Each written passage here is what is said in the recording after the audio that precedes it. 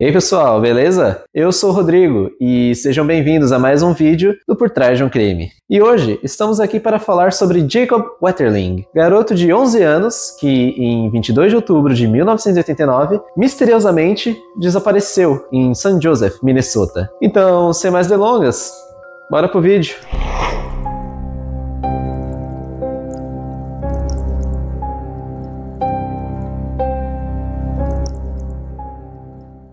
Today, October 12th, I'm 5 feet tall. My favorite food is steak. My favorite color is blue. My best friend is Aaron Larson. And my newest friend is Gabe. Essa gravação foi um dos últimos registros que se tiveram de Jacob ainda com vida, 10 dias antes do seu misterioso desaparecimento. E a história que eu irei lhes contar agora é nada mais nada menos do que uma das maiores histórias de desaparecimento dos Estados Unidos. Wetterling was abducted at gunpoint last night while riding his bike with two other boys. He grabbed Jacob and then he told me to run as fast as I could into the woods or else he'd shoot. New evidence tonight leads the FBI to believe that Jacob Wetterling's... Então se preparem o coração de vocês e bora lá!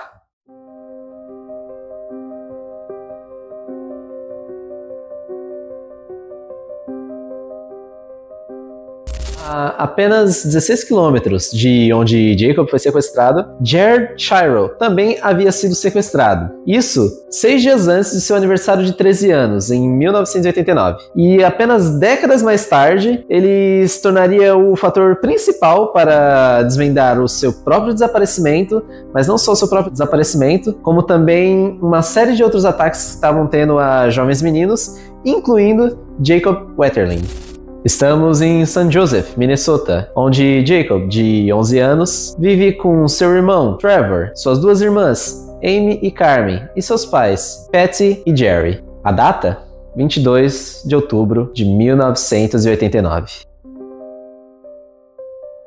Naquela noite, os pais de Jacob foram jantar na casa de um amigo e ficava mais ou menos uns 25 minutos de distância da casa deles. Então, como eles voltariam naquela mesma noite, eles planejaram deixar as crianças em casa enquanto eles estivessem fora. As crianças continuaram insistindo para que deixassem elas irem até a loja, até que conseguiram convencer Pat e Jerry a deixar eles irem com um amigo deles, Aaron, mas só se eles levassem lanterna e voltassem diretamente para casa depois disso. E St. Joseph é um lugar até que bem pacífico, então os Wetterlings imaginaram que não teria muito problema e que as crianças ficariam bem, contanto que elas prestassem atenção na estrada, o que é bem razoável na minha opinião. It must have been about 45 minutes. The phone rang and they called for me to come and take this call, and it was our next door neighbor who called and said, "You have to leave that party right now and come home." He came back to the table and said, "We gotta go." And I said, "You know what? Aren't those kids back yet?" And he said, "Somebody took Jacob." Trevor was just agitated. And I remember Aaron was like hiding in the corner, biting his nails. He just wanted to disappear. They had witnessed something awful. A operadora do 911 pede para que Trevor possa dar qualquer pista que ele conseguisse lembrar do homem que se aproximou deles. Trevor então diz que o homem era, de certa forma, grande e que ele vestia uma máscara de nylon preta. As crianças então, em lágrimas, começam a explicar o que teria acontecido. Então, depois delas terem pego o filme na loja, Jacob, Trevor e Aaron voltavam para casa de bicicleta. Mas então, Aaron teria ouvido um som vindo da beira da estrada. Aaron diz que o lado da rodovia tinha mato alto e que ele lembra de ter visto algo que parecia com algo como o flash de uma arma. Um homem mascarado obrigou eles a descerem da bicicleta enquanto apontava uma arma para eles, fazendo com que eles caíssem numa vala. Eles, no início, acharam que era só um garoto do ensino médio, fazendo uma pegadinha com eles, coisa boba. Mas foi então que eles perceberam o quão assustador o homem realmente era. Ele disse que atiraria neles se eles não desligassem as lanternas e deitassem no chão. Os garotos assustados, simplesmente seguiram as ordens desse homem.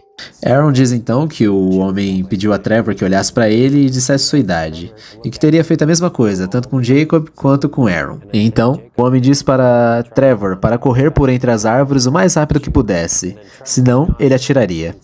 Ele falou a mesma coisa para Aaron. Trevor e Aaron correram o mais rápido que podiam, sabendo que o homem poderia a qualquer momento atirar neles. Eles então olharam para trás para ver se Jacob estava seguindo eles. Porém, tanto Jacob quanto o agressor já haviam desaparecido. Então eles rapidamente correram para casa para buscar ajuda. Eles conseguiram chegar sãos e salvos, mas não tinham ideia de onde estava Jacob ou o que o homem pretendia fazer com ele. E numa situação dessas, eu só consigo pensar no mental dessas crianças, depois de vivenciar algo assim tão pesado. Trevor diz que foi a última pessoa a estar com ele. Ele ficava com aquele sentimento de ele devia estar aqui, não o Trevor. Ouvindo o que os meninos falavam, os Wetterlings começaram a ficar devastados e desesperados por respostas sobre onde o filho deles estaria e quem o teria levado. Trevor e Aaron deram todos os detalhes que eles podiam, e então eles começaram a procura por Jacob. Procura essa que viria a ser mais tarde uma das maiores missões de procura por pessoa desaparecida dos Estados Unidos. Dias depois de procura, eles ainda não teriam conseguido achar Jacob, mas a maior esperança dos Wetterlings viria de outra vítima, um garoto chamado Jared Shirel. Jared disse que haviam detalhes que ele reconheceu logo de cara, e que a voz era bem similar ao homem do caso dele. Ele também disse que tinham muitos detalhes que eram muito consistentes com o seu caso. 13 de janeiro de 1989, 9 meses antes de Jacob desaparecer. Jared Shirel, de 12 anos, vivia uma vida feliz com a sua família em Cold Spring, Minnesota, a apenas 16 quilômetros dos Wetterlings. E naquela noite, ele sairia para patinar no gelo com seus amigos, e mais tarde eles foram pegar um malte num café. E o que era para ser uma noite tranquila, uma noite divertida, rapidamente se transformou em algo ruim, quando Jared, na hora de ir para casa, decidiu ir caminhando até seu amigo, Corey.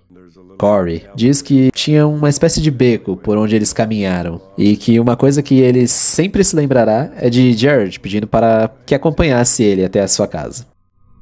Jared então se despediu e foi andando sozinho para sua casa. Porém, a família dele notou que ele estava demorando para chegar, então eles começaram a entrar em pânico.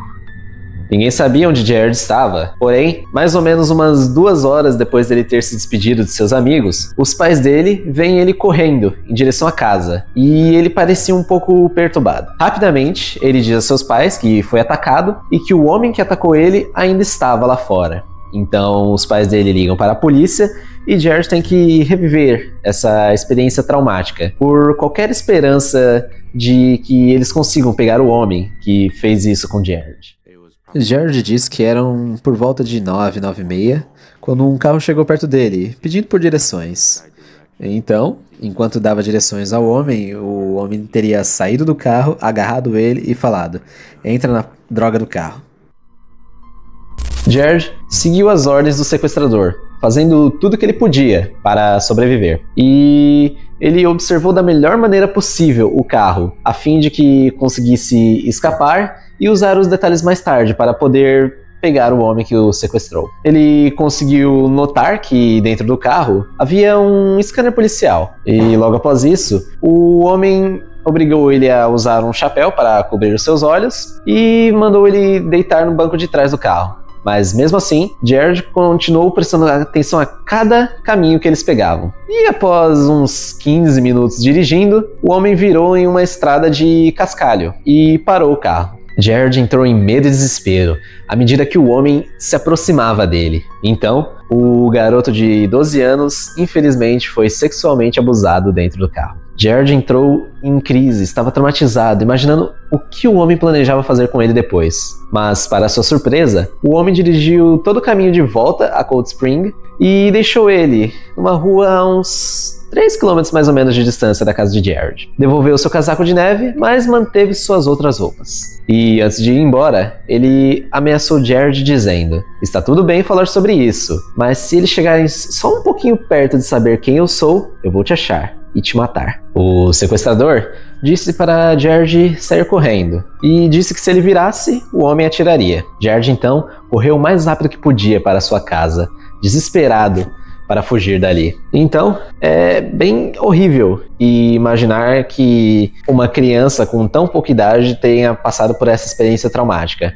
Porém, cabia a Jared contar sobre tudo que ele sabia, sobre todos os detalhes que ele podia para a polícia, para que eles pudessem pegar esse monstro. Então, foi isso que ele fez. Contou tudo que conseguia lembrar. Ele falou sobre o carro, sobre o homem que o sequestrou. Ele até falou que o homem estava usando roupa camuflagem e que tinha o scanner de polícia dentro do carro do homem. Ele também guiou os policiais pelo mesmo caminho que ele fez com o sequestrador. 3 dias depois do sequestro de Jared, a polícia identificou um possível suspeito, Danny Heinrich, um ex-membro da Guarda Nacional, que já teve seus probleminhas com a lei, sendo eles assalto e sendo pego algumas vezes por dirigir embriagado. E em uma dessas vezes que ele foi pego embriagado, um policial conseguiu notar que no carro dele tinha um scanner policial, então olha só, que surpresa! E numa espécie de livro de fotos de suspeito, Jared conseguiu identificar 2 suspeitos que ele achou que eram parecidos com o seu sequestrador. Porém, como ele não conseguiu reduzir esse número a 1 suspeito, a polícia infelizmente não fez nada. Então é uma situação meio desconfortável, porque a criança teve que ir para casa sabendo que o homem que sequestrou ele e que ameaçou ele de morte ainda estava solto por aí. Na minha opinião, era só os caras analisarem o segundo suspeito e ver se tinha um scanner policial com ele também, mas não foi o que aconteceu. Até aí, vamos relevar, né? Até então, Jared imagina que ele foi a única vítima do homem que o sequestrou. Porém, uns tempos mais tarde, naquele mesmo ano, ele ouve falar sobre Jacob e o seu desaparecimento na cidade vizinha. E ele vê similaridades com o seu sequestro e o desaparecimento de Jacob. Então ele começa a imaginar se o homem que desapareceu com Jacob não foi o mesmo homem que sequestrou ele. E ele decide que precisa ajudar. Precisa fazer de tudo para ajudar os oficiais a prenderem o homem e achar Jacob. 13 de dezembro de 1989, 2 meses depois de Jacob ter sumido, Jared começou a ajudar o FBI fazendo um retrato falado do homem que o sequestrou. E olha só que coisa, eles encontraram similaridades com Danny Heinrich. 3 dias depois, o FBI o pega para fazer um interrogatório. Eles perguntam onde é que ele estava, tanto na noite do sequestro de Jared como na noite do sumiço de Jacob. E olha só que engraçado, ele não tem álibi para nenhuma das duas. Então, ele concorda em entregar o seu sapato, uma amostra de cabelo e rodas do seu carro para o FBI. Eu já mandava prender, porque aí pra mim já tá o suficiente, mas, né? As pegadas e marcas de roda deixadas no local do desaparecimento de Jacob são similares com as que o Danny entregou para a polícia.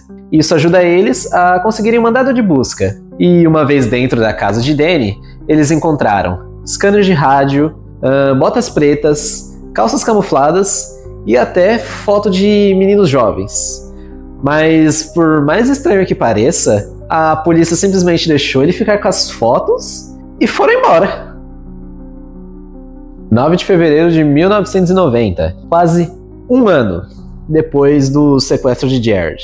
A polícia compara fibras do seu casaco de neve com uma amostra encontrada no carro de Danny Heinrich. E então, ele é preso por sequestro e agressão sexual contra Jared. Os criadores de perfil do FBI, eles preparam todo o interrogatório, enchem pastas com um monte de papéis e colocam o nome de Danny Heinrich nelas, para fazer parecer que eles têm um monte de evidência contra ele, o que não é muita mentira. Mas eles fizeram isso porque eles precisavam fazer com que Danny confessasse, o que não foi o caso.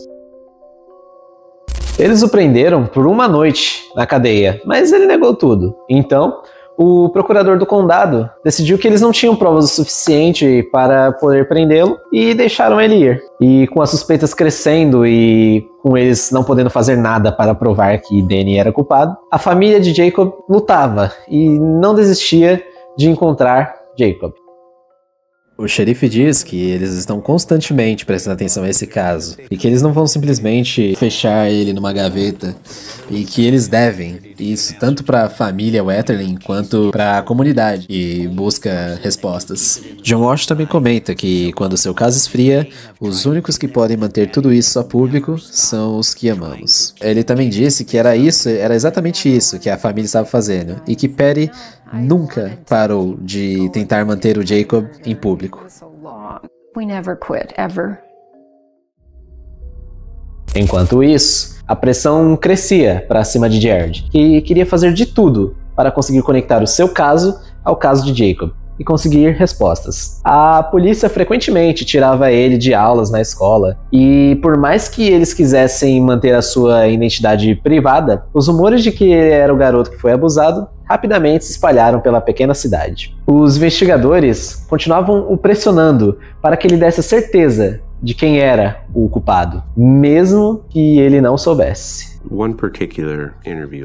Em uma entrevista em particular, Jared disse que eles pegaram um monte de evidências e perguntaram a ele o quão certo você está sobre tudo isso. Ele também disse que a pressão foi tanta que ele simplesmente desabou em choro. As much as I wanted to provide the answer, I didn't know the answer. I finally broke down in tears, and my parents had seen me and said, "We're done."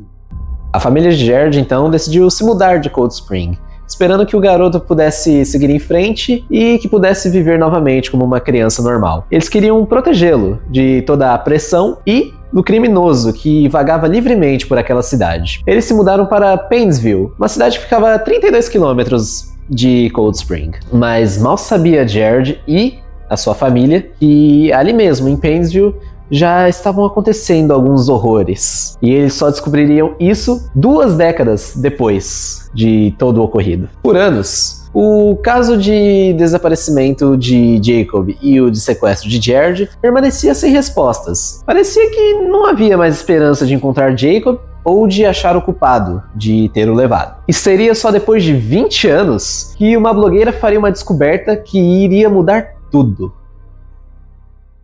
Joy disse que estava procurando por algo novo para escrever sobre quando viu a notícia sobre Jacob Wetterling. O que aconteceu aqui? Como uma criança simplesmente desaparece? Disse que, como ela não era policial nem figura de autoridade, as pessoas falavam com ela tranquilamente, então ela começou a descobrir muitas coisas. Joy disse que ficou muito tempo olhando na biblioteca e online notícias antigas do caso, e ela percebeu que realmente precisaria falar com o Jared. Lá em 2013, Joy Baker entra em contato com Jared para falar que encontrou artigos de jornais que falavam sobre sequestros não resolvidos e agressões sexuais a jovens meninos em Painesville, cidade que Jared e sua família foram morar. Começando em 1986, 3 anos antes dos ataques a Jacob e Jared, haviam diversos relatos em Painesville de um homem aterrorizando jovens rapazes. Ele seguia esses rapazes que estavam de bicicleta ou simplesmente andava pela cidade. Ele então agarrava os garotos, perguntava a idade deles e depois abusava sexualmente deles, antes de poder deixar eles irem embora. A polícia não conseguiu fazer nada para parar esse homem ou descobrir quem ele era, mas Joy Baker acreditava que esses casos em Painesville estavam conectados ao caso de sequestro de Jacob e Jared. Jared ficou muito chocado quando ela disse isso para ele, pois, por mais estranho que pareça, era a primeira vez que Jacob sequer ouvia falar de tudo isso. Jared disse que não conseguia imaginar que só foi descobrir tudo isso 25 anos mais tarde através de Joy. E que não dava pra imaginar os olhos dele quando ele pensou, eu vivi aqui. Para Joy e Jared, soava extremamente similar ao sequestro de Jared. O FBI, porém, nunca conseguiu fazer nenhuma conexão com esses 2 casos. Joy disse que eles pediram que ela mandasse o artigo para eles, pois eles não tinham notado. O homem até diz que se eles tivessem notado que esses casos estavam coligados, né, ele teria feito alguma coisa. Por décadas, Jared acreditava que era o único que teria conseguido sobreviver ao sequestrador. Porém, depois que ele descobriu que haviam outros, ele decidiu conduzir sua própria investigação, pois ele podia ser a conexão que a polícia precisava para encontrar Jacob e trazer justiça aos jovens e famílias impactadas pelo criminoso. E é engraçado, né? Primeiro, ele acha que é o único que sofreu na mão do sequestrador. E, surpresa, ele não era. Aí ele acha que é o único que saiu vivo. E mais uma surpresa, ele não era. E aí ele descobre outra surpresa, que a cidade onde ele foi morar era o local de ataque do mesmo criminoso. A vida dele é cheia de surpresa. Jared diz que esse era o motivo pelo qual ele fez toda essa pesquisa e investigação, porque, bom, ele era um pai agora e ele não conseguia nem imaginar o que Patty e o pai de Jacob estavam passando. Pelos próximos anos, Joy e Jared continuariam investigando e fariam incontáveis horas de pesquisa. Jared até chegou a encontrar alguns sobreviventes e falar com eles. Na primeira semana, ele teria ligado para as outras pessoas que foram atacadas e eles reconheceram logo de cara quem era ele, porque eles estavam confortáveis em falar com ele, o que resultou num efeito dominó. Depois de todo o trabalho de Jared e Joy, a polícia finalmente decidiu analisar os casos de Painesville naquela época juntamente com o de Jared. Eles fizeram uma análise com uma amostra de cabelo que eles tinham de um possível suspeito que morava em Painesville naquela época. Adivinhem só quem era esse suspeito? Sim, ele mesmo, o homem, Danny Heinrich. Com o avanço na tecnologia, os investigadores foram capazes de comparar o DNA do casaco de Jared que ele usava na noite do ataque com a amostra de cabelo que eles tinham de Danny. E, surpresa, elas batem. A polícia agora tinha provas concretas contra Heinrich, mas infelizmente para Jared, ele descobriu que não seria possível colocar o homem que o atacou na prisão. Jared diz que os policiais chegaram para ele e disseram: bom, temos o seu homem, mas existem algumas limitações e nós simplesmente não podemos prender ele agora. O que fez com que o Jared pensasse: isso não é nem um pouco justo.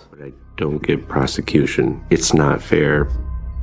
Apesar de Jared não conseguir condenar Danny pelo seu caso, ele ainda queria ajudar outras famílias que buscavam por respostas. E graças ao excelente trabalho de Joy e Jared, a polícia conseguiu ir mais a fundo no caso do Jacob, conseguindo assim um mandado de busca para a casa de Heinrich. E apesar deles terem entrado lá e não achado nada que provasse a ligação dele com Jacob ou os ataques a Painesville, eles encontraram fichários de pornografia infantil. Em 28 de julho de 2015, Danny Heinrich foi preso por acusações de posse de pornografia infantil. E apesar dos policiais acreditarem que ele tinha ligações com o caso de Jacob, eles nunca conseguiram provas sobre isso. E eles corriam um risco de nunca saberem o que aconteceu com Jacob, se o Danny não confessasse. Em uma tentativa desesperada por respostas, foi feito um acordo chocante com Danny. Se ele mostrasse aonde estava o corpo de Jacob, ele não seria condenado por esse caso. E também, ele só seria condenado por uma de todas as acusações por posse de pornografia infantil. O advogado americano Andrew Luger achou que essa era a única maneira de conseguir respostas sobre o que aconteceu com Jacob. E os Wetterlings concordaram em oferecer esse acordo a Henry. A entrevistadora pergunta para Patty se foi uma decisão complicada, ao que ela responde que não. Eles estavam procurando Jacob por 27 anos. Queria a resposta. Heinrich aceita esse acordo e depois de apenas 10 minutos, o promotor pergunta a Heinrich se ele sequestrou, abusou sexualmente e matou Jacob, ao que ele calmamente responde: sim.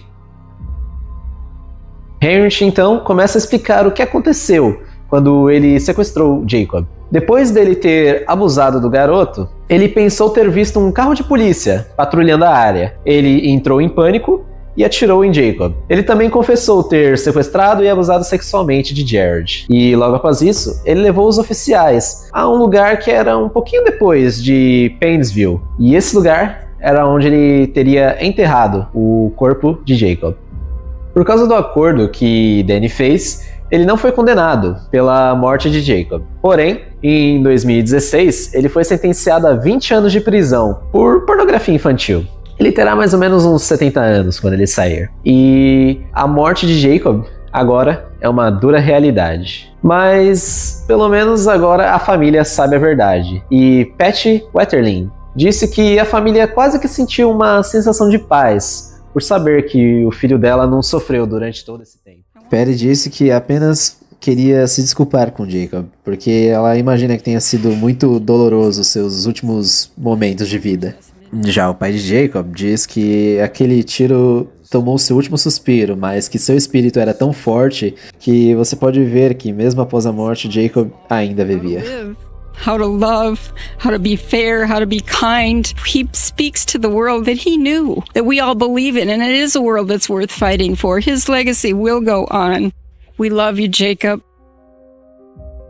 Os pais de Jacob criaram a Fundação Jacob Wetterling e o Centro de Recursos Jacob Wetterling, que ajuda família de crianças desaparecidas.